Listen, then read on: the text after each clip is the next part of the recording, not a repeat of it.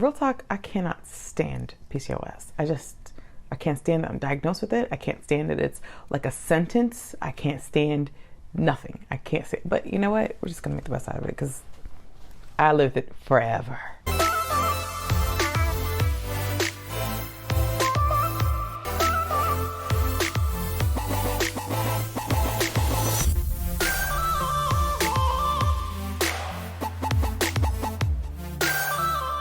There are 7 ways we can balance our PCOS symptoms. PCOS is Polycystic Ovarian Syndrome.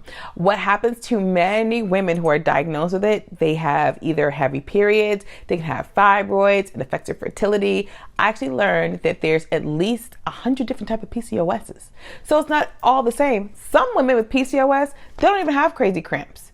They may have water retention, they may have difficulty digesting certain foods because it does affect your gut, but there's just so many different type of PCOS. Learn your body, learn the type of PCOS you have, and then treat it. Meanwhile, here's some tips to help you manage those symptoms that will never go away. I'm kidding.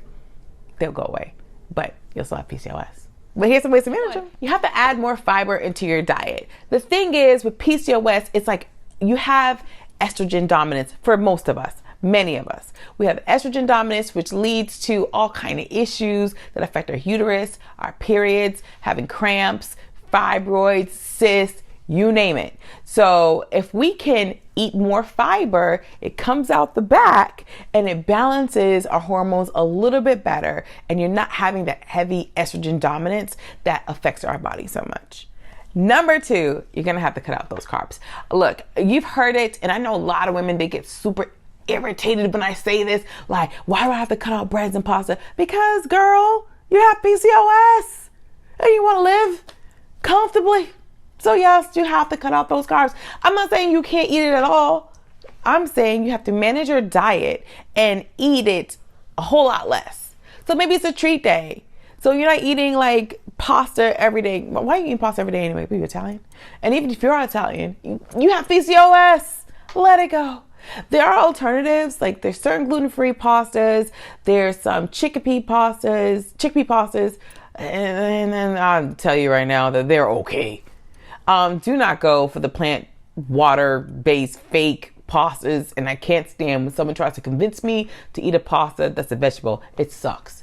But you have to cut back on them white carbs. That means that bread. That means them cupcakes, those cookies. They're affecting your body. They are causing trouble to your body. You have this body for the rest of your life. So decide now what you're going to cut out before it cuts you out. Literally, your health is important. So if you're not eating certain type of carbs, it's not going to kill you. Your body will adjust. Your appetite will adjust. You will adjust. I promise you. Manage those PCOS symptoms by cutting out those carbs. That means pasta. That means bread. That means white rice. Yes, I said white rice. First of all, what's wrong with black and brown rice? It's pretty good. And if you like sushi like I do, make it a treat. If you absolutely have to have white rice, make it a treat. Your health is more important than your taste buds. Eat more like whole grain stuff. It tastes good anyway. You'll thank me later. Number 3, you have to drink more water. One way that you're going to flush that estrogen out is by drinking more water. I don't mean that you're drinking like 1 bottle a day. I mean you're drinking several. I am not one to tell you to drink a gallon of water a day. I could barely commit to it, but I commit to half. Because I'm not trying to have this estrogen dominance ruin my life. So drink the water, flush out those daily toxins. And if you wake up and you drink 1 bottle before you even get out of bed, you're at 1/4 there. Well, sort of. If you're going to do the 4 bottle. I try to tell people, if you're not going to drink half a gallon, you're not going to drink a bottle, you're not going to drink a gallon, then at least drink 4 bottles of water a day. And you can either fill it up yourself, because there's those women who don't drink any plastic, which honestly, if you have estrogen dominance, you shouldn't be having anything with plastic. But I am a realist and I try to make things as simple as possible. If it's easier for you to grab a bottle of water or try to not have any plastic at all, but you end up drinking just 1 bottle of water, then just go for the plastic. You'll be fine. It's better that you have the water in your system any kind of way versus you drinking nothing at all. Keep it super simple, okay? but you gotta drink more water. Drink a bottle of water before you get out of bed. Maybe you drink a bottle of water after you had breakfast or with your breakfast. Have a bottle of water for lunch and a bottle of water for dinner. That is 4 bottles of water. You can do the bare minimum. If you can drink more, I say go for it. There's no such thing as drinking too much water. I mean, unless you drink like 2 gallons a day, which you get sick of anyway. Like you do a water challenge, but the more water, the better. Okay. Invest in a steamer. I have a steamer. I'm going to link the steamer that I have at home, and you should consider steaming your whole entire body. You know me, I'm big on Yoni steaming, but I steam from head to toe. No kidding. That steamer helps with inflammation, which is what a lot of women with PCOS have. That's what affects our bodies. It affects our uterus, affects our ovaries and everything in our vaginal area. So in and out the vaginal. So having that steamer, you're releasing toxins all throughout your whole body. It helps with the gut, best friend to the womb. It helps with the kidneys. It helps your liver. I mean, that steamer is incredible. And it's honestly, it's not even that expensive. Some of them are about $100. My goal is to get the big one that I can put in my house and I can run away and hide from people and be in my steamer and be sitting up. But the one that I have right now is really simple. It's only like a couple, I think it's like 100 and some change. Easy to use. It's big enough to sit in a corner and I can just sit in my little steamer and be myself and forget about everything. Sit there for 20, 30 minutes. Some people steam all for about 5-6 times a week. I try to do it at least 3 or 4 times if I can, at minimum once a week, because you are literally releasing all those toxins. Do not get a steamer with the ideology you're going to lose all this weight because you're sitting in a steamer for so long. Instead, get a steamer to just release your toxins, help with the inflammation, get the inflammation down. That helps with women with PCOS. Okay, heat is good for us. So sit in the steamer 20 minutes. You don't need to put essential oils in there because it can actually mess up your steamer. Just put in distilled water in your steamer, sit there 20, 30 minutes. I do 30. Some people actually only do 10. It just depends on how much you can take. But start off with 10 and then build up. Some women are in there for like an hour. Remember, you have to keep hydrated. So if you're going to do the hour, be sure to drink water before you go in and then drink water before you get out. I do not want you dehydrated. But invest in a steamer. You will love it and you will thank me later. Number 5, Yoni steaming. You already know I was going to bring this up. I'm a Yoni steaming practitioner. I mean, I'm going to tell you to do this. But with women with PCOS, and I have PCOS, and a lot of my clients have PCOS, I specifically have herbs just for us. Just for us. Because I know how my uterus is affected by PCOS. And I also learned how PCOS affects a majority of our uteruses. So Yoni steaming helps with that lining of the uterus. It helps with relaxing the uterus so you're not having those really bad cramps. It helps with shrinking the fibroids and the cysts, all that stuff that is attached and will not let go of our uteruses and leave us be. Oh my God, I cannot stand it.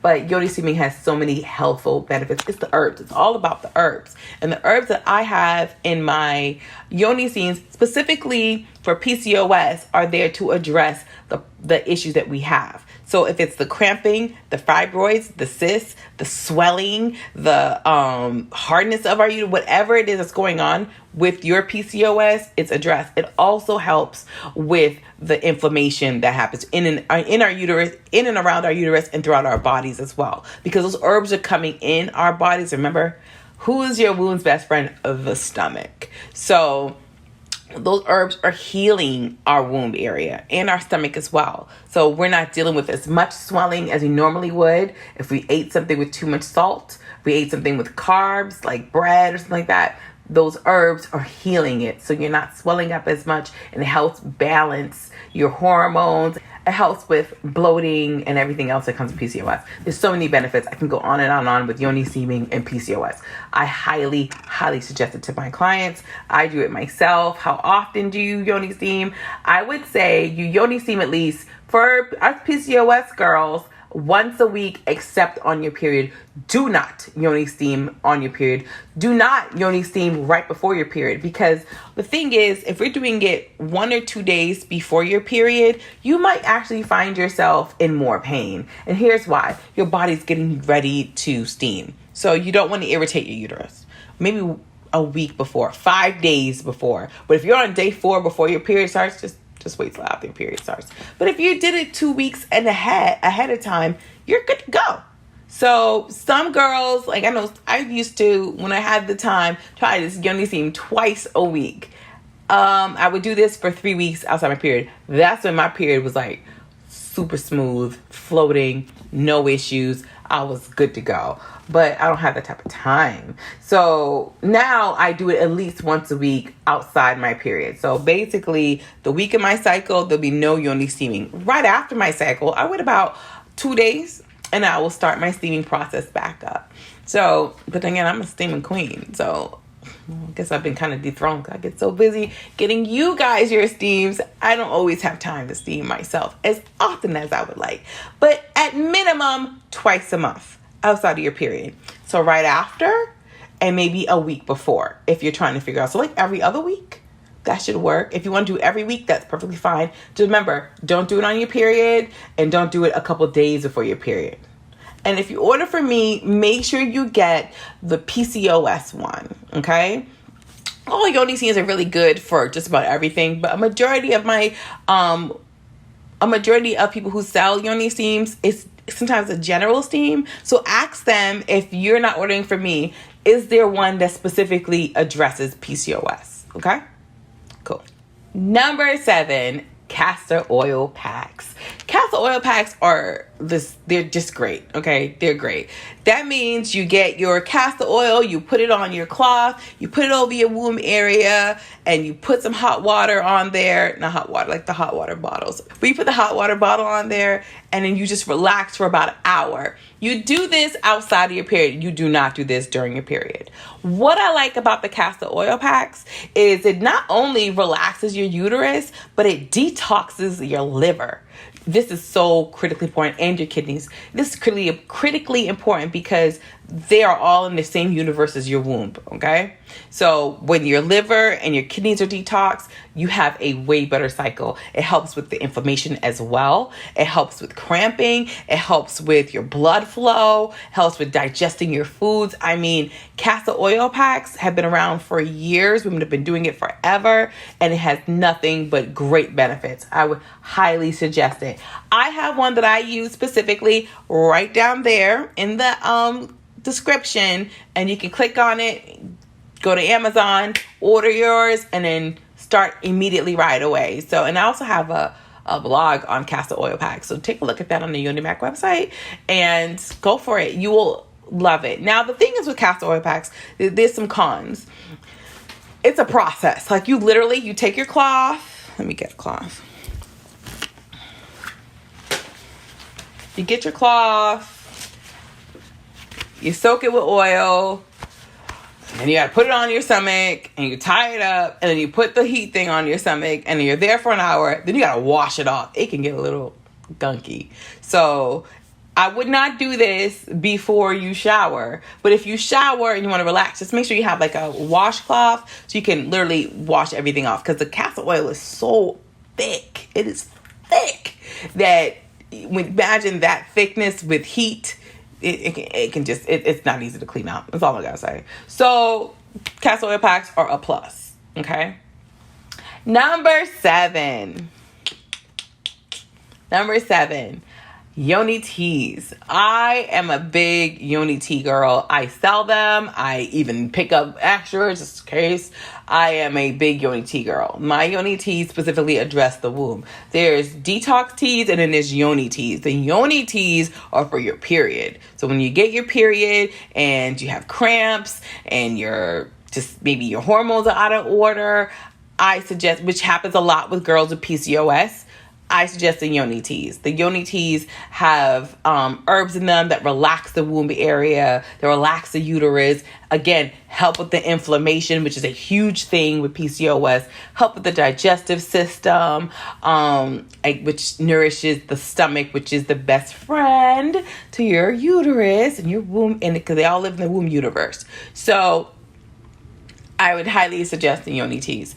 I would drink them outside of your period because my girls with PCOS, we have inflammation, we have blood sugar issues, we have headaches that we get much more frequently than the average girl. So drink those teas. I wouldn't even say daily, but as often as you can. If it's 30 days in a month, you should be drinking them within 15 or 20. Because you're getting the nourishment from the herbs that relax the womb, that give the womb what it needs, that when your period actually comes, you're not bleeding profusely, you're not in any pain, you're not exhausted, you're not swollen, you're not retaining water, you're healthier. I highly suggest Yoni Tea. And I got some for sale. Shameless plug, I know. So those are ways to balance your PCOS symptoms. If you have any questions, drop them in the comments. Don't forget to subscribe, share, and turn on the notification button.